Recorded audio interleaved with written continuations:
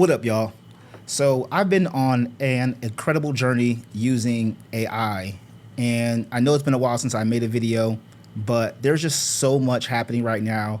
I wanted to make sure I got my bearings together, make sure I had my thoughts together before I started creating content more frequently, as well as the fact that I wanted to find a better program that would allow me to record my content in free flow form the way that I like to.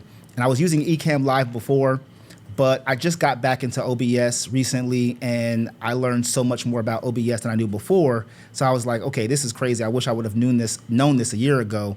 But either way, you live and you learn, right? So when it comes to my AI journey, there's just so much I'm going to share with you all in these next upcoming weeks and months on this channel.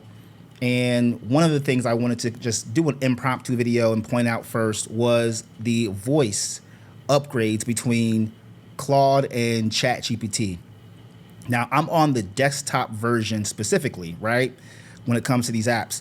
But both of these apps have their pros and cons when using the voice. And they both just got a major upgrade. How ironic, or is that just competition for you? They both got a major upgrade, and you can use the voice in different ways. I like to use the voice in ChatGPT more than Claude. However, that does not mean that the voice mode in Claude is not, high quality and can do a lot of things. Now, when I say voice mode, I'm not talking about this right here, this speech to text mode that you can see here. I'm not talking about that mode, right? So if I do this, you can see that the conversation that I'm having right now, the words coming out of my mouth are what you see on the screen. I'm not talking about speech to text, okay? And most people don't know that Claude and ChatGPT have their own native speech to text features, right? So I can just click it right in the app. A lot of people are using Whisperflow or these other speech to text apps, or even open source, which is good. I think it's important for you to have that, because within that model, it saves your speech and it has some AI functionality that sometimes changes what's said based on what it knows about you, which is not the same thing yet when it comes to these different apps. So if I click stop here, it's going to take a while to do the translation, and then you'll see the prompt on the screen. Boom. So that's what's cool that a lot of people don't understand. It's already there. You just have to use it. Now, what I'm talking about is voice mode when the AI talks back to you. So that is a different scenario. When the AI is talking back to you, I'm talking about that voice mode. And when you can have a fluid conversation with it. Now, as you can see in Claude, I'm in the chat version. You will not find voice mode yet in Cowork or in Claude Code, not yet. And that's one of the cons, at least as of today, that Claude has when it comes to voice mode. You won't find it inside of the version of Claude Code or Cowork that can do things on your computer. That's what I love about ChatGPT. And that's why I was like, okay, I have to make a quick video. It's not going to be perfect. It's not going to have all the bullet points perfectly aligned the way that I may have it or have certain things set up. But my thoughts are still going to be in sync with just the fundamentals of what I've learned between the two and what I like between the two.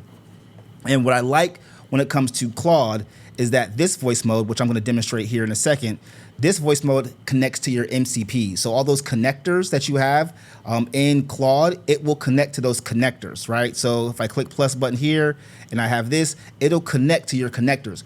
That is dope. You have no idea how cool that is, because before you had to either use the regular prompt interface or use the speech to text and then press enter and then it would go. It wasn't a fluid conversation. Now it's like you're really talking to, as they say, a Jarvis. That's what people keep comparing these upgrades to, is more like a Jarvis, where your voice and the conversation experience can talk to your different apps or talk to your computer itself. Now, that's one of the nuances that Claude does not have yet is, yes, it has access to connectors, but not necessarily your computer. Right, and that's a big difference between the two. Whereas the ChatGPT desktop version, not necessarily the voice mode and the web version, the desktop version has access to your connectors or your plugins, as they call it in ChatGPT, but it also has connection to your computer. right? And that's one thing I was like, wow, that made a whole difference just in me making this video. Over the weekend, I had been practicing getting my OBS skills upgraded and, setting OBS up in a way. And if you don't know what OBS is, it's just an open source program for recording and streaming. A lot of streamers use it. And it can be very complicated, or at least it could be, I would say, overwhelming at first. But this is what the craziest part about it, that it never happened to me in the history of doing what I'm doing right now, is the fact that I was able to have ChatGPT, while I was in OBS, using OBS, fixing it up, it was able to read OBS, control OBS to a degree, and even read the logs that came from, it was taking snapshots, it was seeing what I was doing, and I was like, yo, that is a whole different ball game. So for example, I'm gonna go with ChatGPT first, and then I'm gonna go into Claude just to show you all what I mean. And again, if there's some kind of like errors or issues, the craziest part about the voice mode right now in ChatGPT, or just in general how AI works, you never know when it's gonna work. And voice mode has been having some downtime issues, so we'll see if it works right now, so I don't have to restart this video. But that's one of the things about AI when you're demonstrating it, is that it can do anything it wants to do at any point in time. And even though you prompted it or you've done this process or workflow 50 times, all it takes is that one time where you are demonstrating, you're presenting, and it does not work. That's AI for you folks, at least as of right now. So I'm gonna click this voice mode here. Let's see. And all right, what up, ChatGPT? What's going on with it? Hey, I'm here with you, ready to help with whatever you got going on, whether that's talking through ideas, research, writing, coding, or working with your tools and threads. What's on deck today? So I am doing a video right now. I'm sharing with the audience the difference between voice mode and ChatGPT, specifically ChatGPT desktop versus voice mode in Claude desktop. Claude does not have voice mode in Cowork or in Claude Code, so I'm just sharing the different experiences between the two. Sure, I'll keep the comparison grounded in the current apps. Here's a clean way to frame it. ChatGPT desktop lets you talk naturally while it works on screen with you. So voice becomes part of the workflow, not just a separate chat. Claude desktop, meanwhile, keeps Cowork and Claude Code text-based with voice handled elsewhere. And you saw this or you read this on the internet, or are you taking this from your training data? Good call. I'll double check against current info so we know what's firsthand versus verified. I was relying on what you told me plus general background knowledge, not live checking or hands-on verification of Claude's current features. Okay, so why don't you actually look it up? Okay, I'll check that now.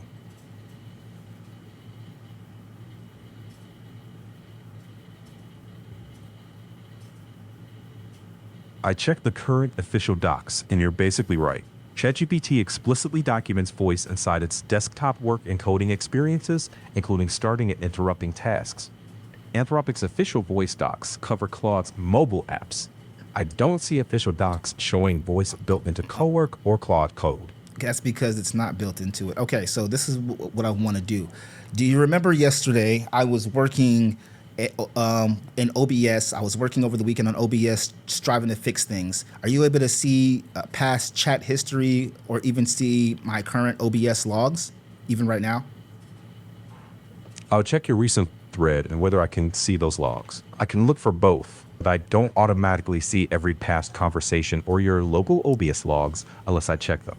I do have some carryover notes, but we can also read the current OBS logs. Okay, just do it. I don't need you to explain it. Just do it. On it. I found the live OBS log location, and I'm checking its newest entries alongside the recent conversation record.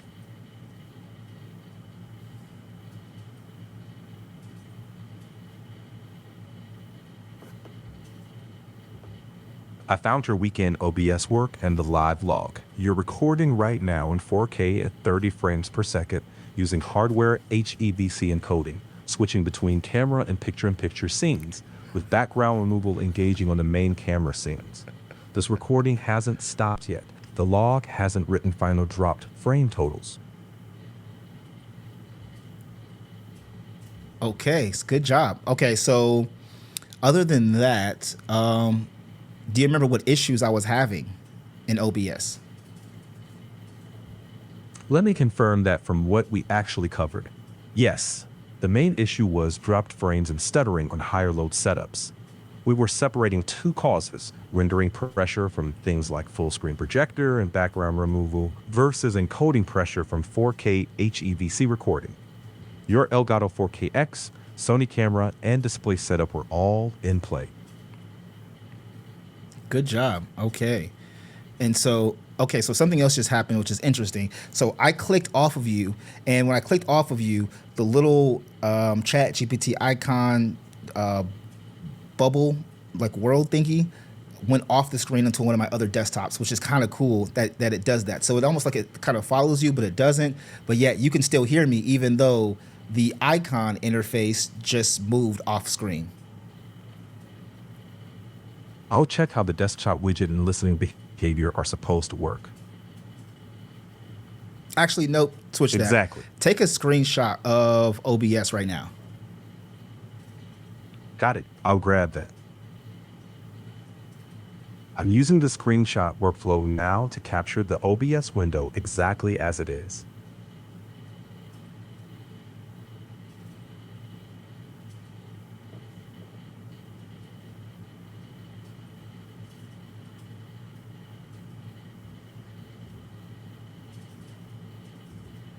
So you see, you all, this is the flow, and I'm not even, like, we haven't even started cooking yet. You know what I'm saying? We ain't even started cooking yet, and we already, like, this is crazy. I just want to let y'all know. This is why I like the Chat GPT version better. Again, not saying that Claude isn't dope. What I like about the Claude version more than anything is when I'm in the web version, the web interface. Because like I said, it has control, it has connections to those MCPs or those connectors. Now, normally it doesn't take this long to grab a screenshot. It's taking screenshots faster than this. So it's doing the most right now and running all these commands. I should have just told it to take a quick screenshot. You don't have to run a skill for a screenshot. So you're doing a lot right now. I don't understand why you just didn't take a quick screenshot. You shouldn't have to run a skill for a screenshot. All right. And I said screenshot right. of OBS. That's on a different desktop. You got it. I'll capture the OBS window, whatever desktop it's on. You're right. That first image was the ChatGPT window. I'm grabbing the OBS window itself now.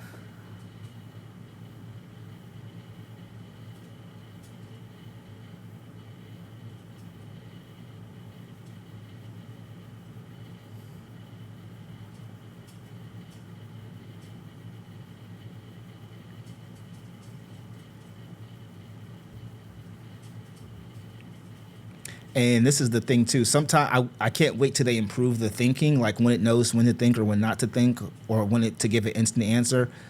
This is miles away from where it started in terms of voice mode, but there are a couple things that they're going to improve on. I believe it 100% in the scenario. This is one of them, tool calling. All right, so you're taking way too long for this process. So what I want is I want you to tell me what apps do I currently have open. Sure, I'll check that.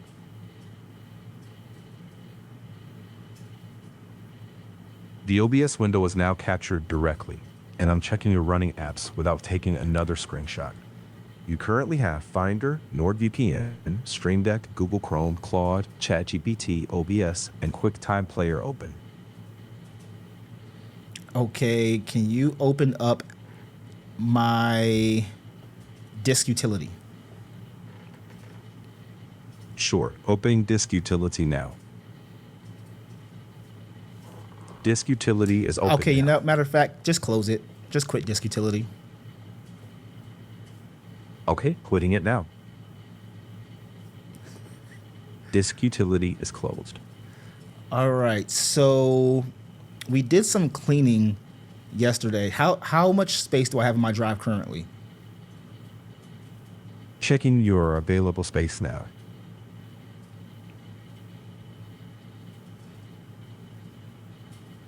You have about 154 gigabytes free on your main drive. Thought I had more than that, but okay. Um, are you allowed to run a? Can you run mole in the terminal? I'll MOLE check that. mole. Do you mean Mobbin, the design reference service, or a different app called Mob? Mole. Checking that now. So Yes, Mole is installed and available to run from the terminal. so mole is a clean my Mac alternative, basically. And it's a open source version of Clean My Mac. If you have a Mac computer, I'm sure Windows has the same thing, but you can basically run this program that you can look at your files. You can like how big your files are. You can do some cleaning on your files. There's just like a lot of things you can do, like Clean My Mac. Basically here, even though I'm using the free version right now because I have Mole now, so I'm not going to pay for the what you call it version. But you can do a lot of these things that you'll be able to do in this app right there itself. So that's what I mean by run mole. So the fact that it can run in the terminal, it can clean my computer, do a full computer clean with that. It's pretty cool. Okay, so let's see. What else can we do that you can demonstrate your power? Oh yeah. So do you have? Are you connected to my plugins? And if so, which ones are you connected to? I'll check which connections are active.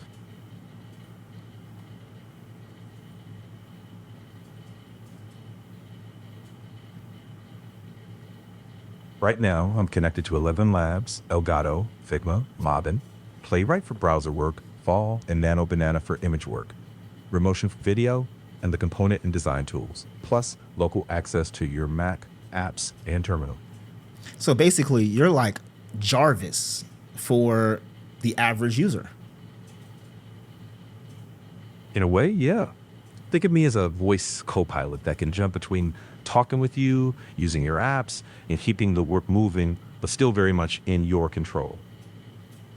I love it. Now, I would tell you to do other crazy things like build this website, build an app, but we already know you can do all that. You're just an extension of what ChatGPT can already do. So that's cool that now I can do that with my voice like I could before, but now I don't have to press a button. Remember, even with voice mode, you had to press a button to send the message. Now I don't have to press anything. I can literally walk away from my computer, be cooking, having a conversation with ChatGPT in my AirPods or through a mic or from a distance, and it could be doing things on my computer, which is crazy. Totally. That's the magic. Natural, hands-free flow. You talk, I keep up while you stay focused. Yeah, I like that. So let's see. Is there anything else I want to? Nope, that's it. All right, can you pause? Don't say anything until I let you know to start speaking again. I will tell you, I would say ChatGPT, continue. Okay, I'll pause until you say ChatGPT continue.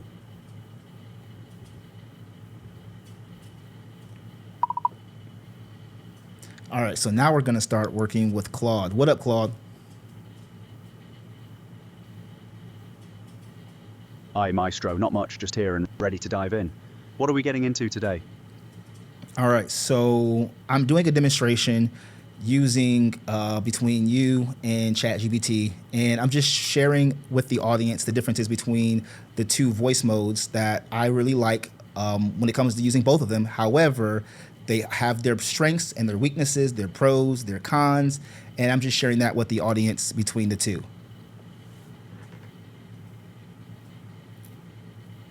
Oh, a head-to-head demo. I love it. No pressure, right? Well, I'll try to make a good impression for the live crowd. What do you want me to show off first? Okay, so are you connected to my connectors? Checking that. Yeah, I've got a solid stack wired up. Calendar, Google Drive, HubSpot, Yes, Linear, on this ChatGPT Figma, side, I have QuickBooks, live connections to Supabase, Google Calendar. Vercel, and a few more. Want me to actually put one to work for the crowd? No, I actually just had to put ChatGPT in timeout because it did not listen. I told it not to say anything until I said ChatGPT continue.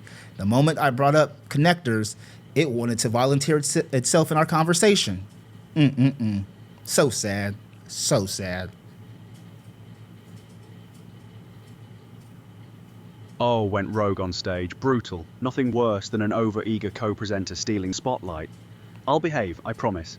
I'll wait for my cue like a well-mannered guest. What's the next bit for the audience? Okay, so what model are you running on within this voice mode right now? I'm running on Claude Opus 4.8 in this voice mode. Wow, okay, so that was one of the, okay, now I will say this. That's one of the things that Claude did, and I said that because when I started this, I was not supposed to be on 4.8. I was supposed to be on Opus 0.5, or Opus 5, and so I'm going to stop this and I'm going to start it again, and let's see, does it know? That's one of the biggest things about voice mode was that you're able to change the model, and that will change the, so let's go to more models, Opus 5, close this. Okay, so then I'm gonna do this, and we're gonna go back into voice mode. All right, so what model are you right now? Ha! Fair challenge. Straight from the source, though. I'm on Claude Opus 4.8 right now. That's All right, we're gonna stop that. I'm gonna start a new chat. All right, we're just gonna see, does this work from a new chat? How about that? What model are you on right now? Yep, I'm here. No, I On your asked mind, Maestro. what AI model, what version are you on right now? Ah, gotcha. I'm Claude Opus 4.8, the voice version. What can I help you with? Wow, so it changed back, even though I was on Opus 5, it automatically changed back to 4.8. Let's try this one more time.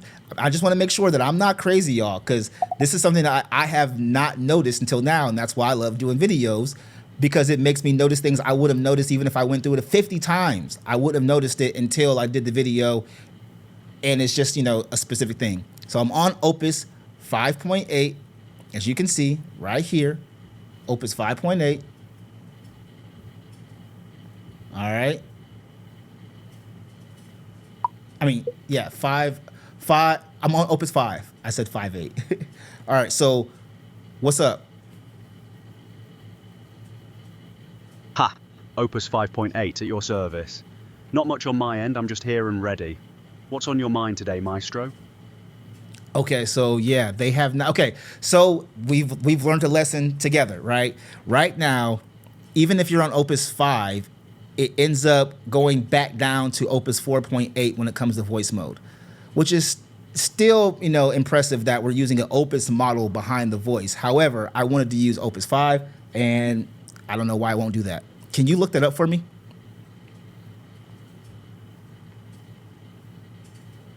Yeah, let me have a quick look for you. Right, so here's the thing. Voice mode inherits whichever model you last picked in text chat. It runs the fastest version of it by default. That's why you're landing on Opus 4.8 rather than 5 behind the voice. The other likely culprit is your plan tier. On Pro and Team Standard, the Opus alias still resolves down, whereas Max, Team Premium, and Enterprise get true Opus 5. So it may just be which plan you're on. Okay, I am on the Pro plan, and it's mainly because Anthropic has been on some BS. But so you're saying if I'm on the Pro plan, it's supposed to go back down to Opus 4.8 on the voice mode? Is that what you're saying? Not quite, let me be precise. On the Pro plan, the reporting suggests the Opus alias and default actually resolve down to Sonnet 5, not even Opus 4.8. So the fact that you're getting an Opus model behind voice at all is a bit better than the baseline. But voice always runs the fastest version of whatever model it inherits, so even true Opus 5 would feel stepped down in voice. It's a bit of a double whammy on Pro, honestly. Wait, why would Opus 5 feel a step down in voice when Opus 5 is the latest Opus version? Ah, fair question. Let me clear that up. When I say fastest version, I don't mean it swaps to a different model like Sonnet or Haiku. It's more that voice mode runs a latency optimized variant of the model, tuned to respond quickly for real-time conversation. So it's still Opus 5 under the hood, just configured to prioritize speed over the deepest reasoning. In text, that same model can take its time and think harder. That's the trade-off voice makes, so you're not sitting in silence waiting. Okay, so I'm a little confused right now based on what it's telling me, but this is why we have to go through the motion of some of these things, because I like to see, what makes sense where and why doesn't what makes sense. So listen, I'm going to do this. I'm going to say hi to Opus 5 because it said the latest model, right? I'm going to say hi. That's it. Quick answer. Give me a quick answer. So that we can all see I'm on the latest version. Okay, bam. Now let's... Okay, so what model are you running on right now? I'm running on Claude Opus 4.8. What can I help you with today? All right, so I'm going to guess that that's a glitch because right now I see Opus 5 high in my chat bar here, but you're saying, since I'm using the voice mode, you're running on Opus 4.8. Yeah, I trust what's on your screen over me here. I'm just reporting what my config says, which can lag behind or differ for voice. If your chat bar shows Opus 4.5... No, that's not what it shows. It shows Opus 5. Gotcha, Opus 5. Honestly, I can't verify that from my end. My config says 4.8, but your UI is the source of truth here, so if it says Opus 5, go with that. The voice layer might just be reporting an older label. Okay, great. Look at my calendar and tell me what my next event coming up is.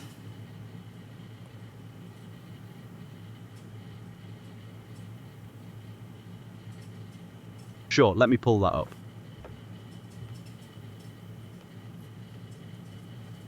Your next one is the Christmas in July networking happy hour this Wednesday, the 29th, at 5 p.m. at Blue Monkey Brewing in North Royalton. Heads up, though, you've got a second event booked at the exact same time. I know. I booked them. I'm the one who booked them. Okay, look in my Gmail and tell me, do you see those corresponding Eventbrite tickets, confirmations? Let me search for those.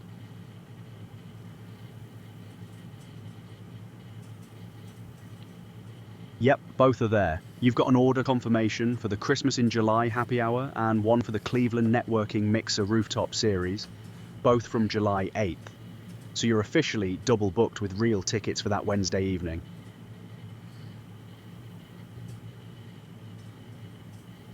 Okay, that's great. So do you have access to my linear? And don't necessarily say what is in there. I just want to know if you have access to linear.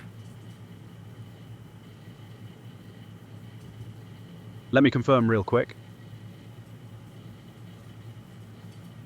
Yep, I've got access. I can see your linear is connected and working. Want me to do anything with it? Okay, what two teams do I have in linear? And then also answer me what websites or how many websites do I currently have in Vercel? I said Vercel, not Brazil. Vercel, got it. Your two linear teams are Maestro Personal and the Iconic Expressions.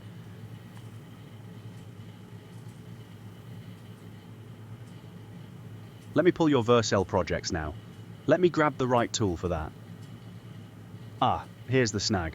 The Vercel connection I've got only exposes analytics and billing tools, not a way to list your projects or sites. So I can't give you a count from here. You'd need to check the Vercel dashboard directly, or I could pull web analytics if you tell me a specific project. That's not true. You should have full access to Vercel in terms of what it can do. I don't know why you don't have, but it is what it is. I'll have to check it out after this video.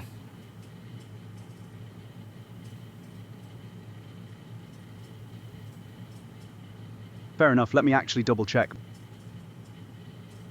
before I write it off. Yeah, so I dug into it, and I've got to be straight with you. The Vercel connection here only surfaces analytics and purchasing tools, buying credits, domains, pulling web analytics, that kind of thing. There's genuinely no list projects or sites function exposed to me. So it's not that I'm blocked, that capability just isn't wired into this connect. All right, so there you have it. Now you can see some of the differences between the two apps. And this was something that I had to discover on my own, playing with the two. Obviously, when it first dropped, the feature, the update, I looked on YouTube to look at Claude and to look at OpenAI to see what they announced. I saw a couple other YouTubers, not too many at the time, share information about it. But I hadn't seen anybody kind of go through both of them at the same time like this. I'm sure people have, and you're going to see other people do this. But I really wanted to share with you all my experience, my thoughts on what I like between the two. So like I said, when it comes to the voice mode in Claude, I really do like the web version more than desktop. I believe that the desktop, it doesn't give as much benefit for me. And what do I mean by that? Well, if I'm out and about and I'm on my phone, right? I'm on my phone, and because I don't have the Max plan or the Teams plan, right now they don't have the co-work feature, the mobile co-work feature. They don't have that. They have dispatch right now, which is terrible. But because they don't have that, like ChatGPT has the remote feature, which is great, I can't use the voice mode to connect to my Claude Code or my co-work on my computer. And the voice mode, for the most part, it just stays in the web, So I like using Claude when I'm out and about and I'm using the web version or I'm using the app version. It doesn't really matter. I could be using the app version on my phone, and I'm in the chat, right? And I'm speaking to it and I want it to access my MCPs, my connectors. That's when, for me, it's very, very useful. When it comes to ChatGPT, it's very useful to me when I want to have a voice mode that can connect to my computer. And I haven't even shown you all computer use yet. So when you combine voice mode with not only the fact that it can access your computer, but it has computer use to be able to use the apps itself, that takes it to a whole nother level. And then it has its own browser use. Yes, Claude has its own browser use, but I'm not sure but Claude's browser use is in Claude Code. And remember, voice mode is not in Claude Code. So when you combine the voice mode in ChatGPT desktop with the browser, computer use, your plugins, right? Let alone web search. That right there truly gives ChatGPT at least the edge right now in terms of being what we're trying to get to as the Jarvis of our lifestyles. And so I think it's dope to be able to see it like this. This is something that I'm passionate about because, like I said, I use them both for different reasons, but I find myself on my actual computer using ChatGPT voice mode so much more for that purpose. And then on my phone, I go back and forth between them both. I like using ChatGPT on my phone and the app because the conversation with ChatGPT is just so much more fluid and smooth in terms of like having a conversation with somebody who doesn't sound so AI, even though it's AI. Claude, even though it's smart and it has access to your apps, other apps, it doesn't have that conversational vibe to it, as everybody's saying, right? It doesn't have that vibe to it, not just yet. And I understand that. Claude was not the starter of this voice mode. It was really ChatGPT in terms of the most popular AI apps. It was ChatGPT for the most part, right? It was OpenAI that really got that voice mode down inside of an AI app. Then everybody else followed suit. So I don't expect Claude to be there just yet. It's cool that they've upgraded in competition, the tides raise all ships, as they say. So they have to compete in that realm. But ChatGPT, when it comes to voice, they got it. They're doing some crazy things with it. I appreciate what they're doing with it. And I just hope they keep growing and keep moving. So yeah, tell me what you think, what your experience is. Are you using Claude's voice mode? Are you using ChatGPT's voice mode? How are you looking at these apps now that was different than how you looked at it back then, in terms of the use case, the benefits? Are you actually more interested in it? Are you less interested in it? Do you think we're already Terminator days, Skynet away from the end of the world? I don't know. give me your thoughts on that. I'm curious, what you think on this whole voice mode, because I think this is phenomenal. I think this is, unfortunately, I have to use the word game changer. For me, at least, it's a game changer because I'm hands off, hands free, and I can control my computer. And this is the other thing. This is the last part I'm going to say. For people who are using Mac, not necessarily Windows, because I know Windows has a different, we'll say, history of this, but for people who are using Mac, Siri, right? This new version of Siri that they've promised, this new AI that they promised to be internal on your computer, like on-device AI, when it only touches the cloud based on certain circumstances, but on the device AI, which means you're not using tokens, right? That's going to be the biggest competitor. I think ChatGPT and Siri are going to be the two biggest competitors when it comes to that control your computer aspect of things. ChatGPT can't control the iPhone just yet, not like the way that Perplexity can, but computer-wise, it can control my Mac computer, right? Claude can too, but again, not through that voice mode just yet in the same way. I'm sure it's coming. That feature may be out by the time I release this video. It does not matter. We are where we are right now, but I think OpenAI and Apple are going to be going head-to-head for that voice mode Jarvis-like experience. I'm talking about real experience, not just for the nerds and developers. That's where Claude sometimes really stays in that lane, even though they're trying to get out of it. ChatGPT and Siri are going to be for the everyday users experience of using their voice to control everything device-wise, you know what I'm saying, in their life. That's going to be an interesting head-to-head battle. Google, they were there, and I'm hoping that they make a step up. But we'll see what Google does. Right now, I can tell you, for me, these are my two main apps, ChatGPT and Claude. And I use anti-gravity. I just got used to, I'm just starting trying to use Chemi, even though the model right now is it's locked up. But these two are the main ones right here, the main ones. But don't discount Apple, because they are now in that AI race in terms of everyday use for the everyday consumer to control their devices, control their apps, tell them what's going on based on that. That's going to be crazy. So, yeah, that's what we are. All right, y'all. Like the video. Let me know what your thoughts are in the comments. If you haven't subscribed to the channel, you already know what to do. My name is Maestro Stevens with Iconic Templates, and I'm out. Peace.